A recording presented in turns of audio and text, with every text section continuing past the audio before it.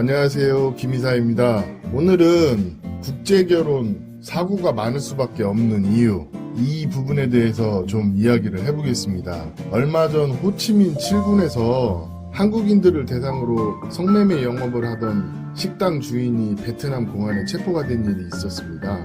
그런데 그 성매매에 관여한 여성이 200명이 조금 넘는다고 합니다. 그럼 여기서 이게 국제결혼하고 무슨 연관성이 있냐 이렇게 생각을 하시겠지만, 보통 베트남 여성하고 결혼하려고 하시는 분들은 베트남에 왔다 갔다 한 경험이 여러 번 있습니다. 그러고 이런 여성들과 성매매를 한 경험이 있는 남성들도 상당수죠. 그러다 보니 이제 그런 경험을 했으니까 더러는 그런 카더라를 아니까 국제결혼할 때 가라오케에 나올 법한 그런 여성을 찾는 경우가 많이 있어요. 그러면 제가 생각할 때는 이 사람이 어떤 성적인 그런 부분을 해소하기 위해서 결혼을 하려고 하는지, 정말 아내가 필요해서 결혼을 하려고 하는지 상당히 모호하신 분들이 많다는 거죠. 실제 국제결혼 하시는 분들의 상당수가 아직도 사진상에 잘 갖춰진, 누가 봐도 예쁘게 보이는 그런 여성을 선호합니다. 그런데 베트남에 살았던 저로서는 이 부분이 좀 이해가 안 가는 부분이 있어요. 왜냐하면 실제 베트남에서 저희가 결혼할 만한 여성이라고 생각하는 여성과 베트남에 대해서 잘 이해하지 못하는 한국 남성들이 생각하는 결혼할 만한 여성은 현실적으로 봤을 때 차이가 좀 있는 것 같습니다. 보통 보면 호치민에서 잘 갖춰져 있고 예쁘고 학력 수준도 되고 이런 여성들은 사실 국제결혼을 하지 않습니다. 할 이유가 없어요. 관심도 없고. 그리고 이거는 여담입니다만, 저희가 베트남에서 어떤 사업체를 운영을 한다거나 베트남 사람하고 교류를 한다 해서 좀 외모가 괜찮은 여성들에게 너 국제결혼 한번 해봐라 이런 얘기를 하기가 생각보다 쉽지가 않아요. 왜냐면 그게 잘못 얘기하면 상대편 입장에서 불쾌할 수도 있는데, 사실 저 같은 경우도 베트남에서 여러 사업체를 운영을 한 경험이 있는데, 그 여성들하고 얘기해보면 사실 그 여성들이 국제결혼에 대해서 긍정적인 여성들이 생각보다 많지 않았어요. 요즘은 트렌드가 좀 바뀌어서 어떤 괜찮은 여성들이 있을 때 국제결혼에 대해서 어떻냐 물어봤을 때 한국 사람과 국제결혼에 대해서 긍정적으로 얘기하시는 분들도 있긴 있습니다. 예전보다는 많이 관대해졌죠. 그러나 기회가 되면 할 수 있다는 것과 내가 꼭 한국 남자하고 결혼해야겠다, 이거는 전혀 다른 얘기이고, 한편으로는 이게 한국 사람에 대한 립서비스일 수도 있다는 거죠. 자, 본론으로 다시 돌아와서 국제결혼이 왜 문제가 되는지 이 핵심을 알아야 됩니다. 그 핵심이 뭐냐, 결혼을 할 만한 여자를 찾아야 되는데, 한국인이 좋아하는 그런 여성은 얼굴도 예쁘고 몸매도 예쁘고 착하고 그런 여성을 찾기 때문에 이게 사실은 현실적으로 봤을 때는 성립이 안 된다는 거죠. 이게 어떻게 들리실지 모르겠지만 국제 결혼하는 커플들 중에 상당수가 베트남에서 베트남 사람들이 꺼리는 여성들과 국제 결혼을 하고 있는 게 현실입니다. 외모 지상주의에 물들어 있는 한국에서는 외모만 좋으면 다 된다, 이런 인식이 강하죠. 이게 국제결혼에서 신부 선택할 때도 그대로 드러납니다. 베트남에서도 수준 있는 여성이 있고 수준 없는 여성이 있어요.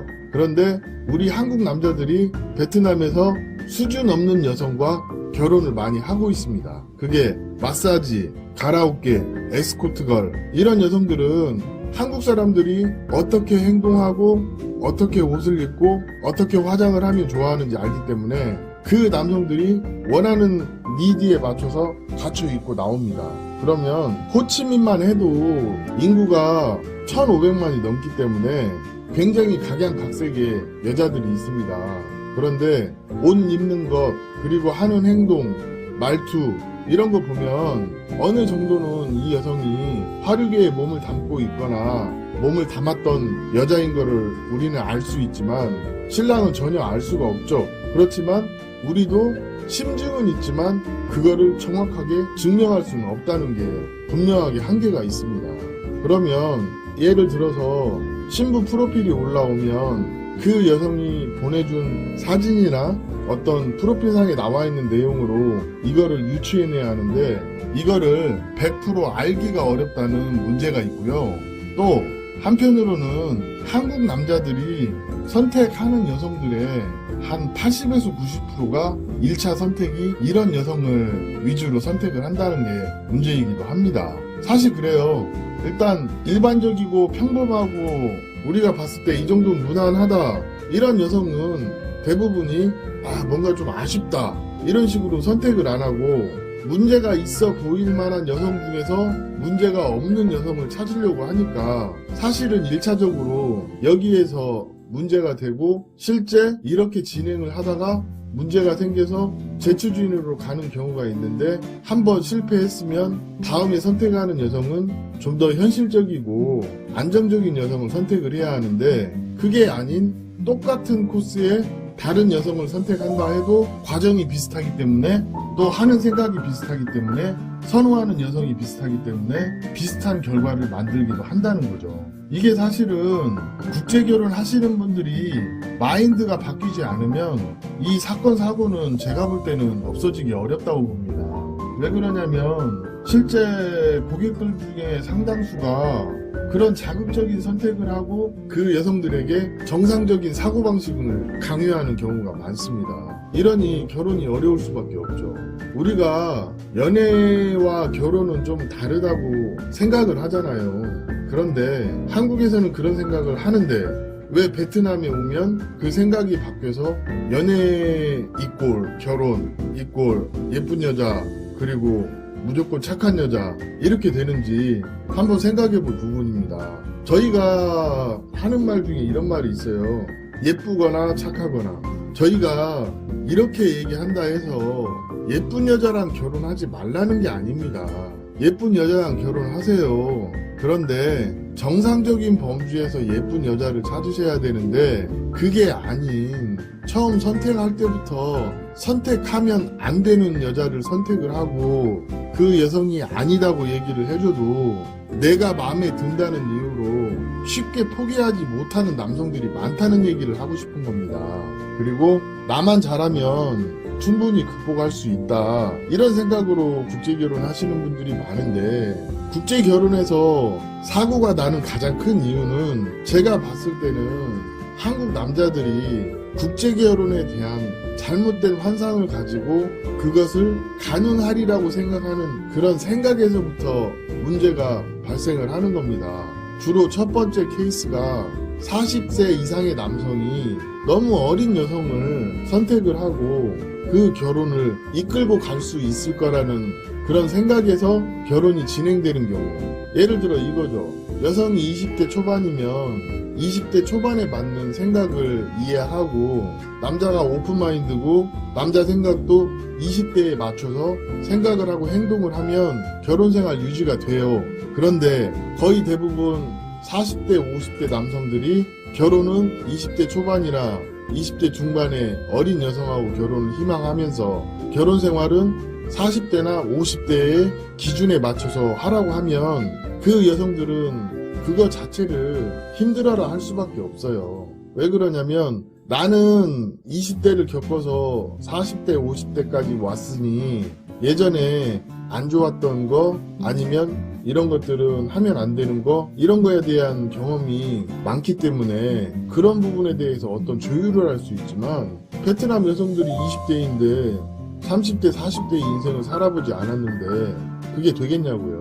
그리고 두 번째는 이제 남성이 나이가 많다 보면 현실적인 결혼을 하다 보면 간혹 재혼 여성이나 아니면 싱글맘과 결혼을 하는 경우가 있습니다. 그런데 이 여성이 베트남에 있을 때나 베트남 여성이지 한국에 오면 한국 생활에 맞춰서 어느 정도 해줘야 하는 부분도 있지만 또 한편으로는 그 여성에게 케어를 해야 할 가족들이 있다는 것을 좀 생각하지 못하시는 분들이 있어요. 예를 들어 재혼 여성이나 싱글맘은 자식이 있을 수가 있고 또 경우에 따라서는 부모를 부양해야 하는 경우도 있을 수가 있습니다. 그러면 적게는 1, 20만 원부터 많게는 4, 50만 원까지 베트남에 돈을 직간접적으로 보내줘야 하는 경우도 많이 있다는 거죠.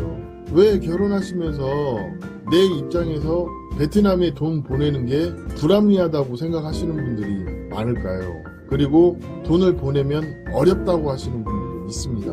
내가 얻는 게 있으면 한편으로는 상대방, 내 배우자가 불편하게 생각하는 부분에 대해서 어느 정도 해소를 해줘야 현실적인 결혼 생활이 된다는 겁니다. 이 부분이 결혼 후에 가장 갈등이 생기는 중요한 포인트입니다. 자, 두 가지 말씀드렸어요. 하나는 한국 남성들이 너무 외모에 치우친 결혼을 하고서 실패하는 케이스. 그 중에서도 외모에 집중하다 보니 베트남에서도 결혼을 꺼리는 여자들과 결혼을 하는 남자들. 두 번째, 결혼이라는 거는 결혼 생활을 유지하기 위해서 결혼의 형평성도 어느 정도 필요한데 한국 남자들이 결혼의 달콤한 그런 환상만 가지고 있고 결혼 생활에서 인내를 하고 배우자를 배려를 해야 하는 부분에 대해서 인색하다 보니 이런 부분들이 결혼 생활에서 갈등으로 나타난다는 거죠. 이 두 가지가 결혼 전 그리고 결혼한 후에 가장 많이 국제 결혼을 어렵게 하는 요소입니다. 쉽게 정리하자면 이겁니다. 국제 결혼 사고를 줄이려면 첫 번째로 남자가 합리적인 선택을 해서 결혼할 만한 여성을 선택하는 게 우선이고 내가 이 부분에 대해서 잘 모르겠다 싶으면 업체든 주변 사람들이든 이런 사람들의 조언을 구해서 현실적인 선택을 하는 게 굉장히 중요하다는 것이고 두 번째, 한국 남자들도 결혼해서 잘 살려고 국제결혼까지 하게 되는 거잖아요. 그거는 베트남 여성 입장에서도 마찬가지입니다. 그러면 나와 결혼하는 아내가 왜 나와 결혼했는지, 아내에게 아픈 부분이 어딘지, 가려운 부분이 어딘지 이거를 잘 이해를 하고 잘 긁어주셔야 아내에게 존중받고 신뢰를 받는 것입니다. 오늘 이 정도 이야기하겠습니다.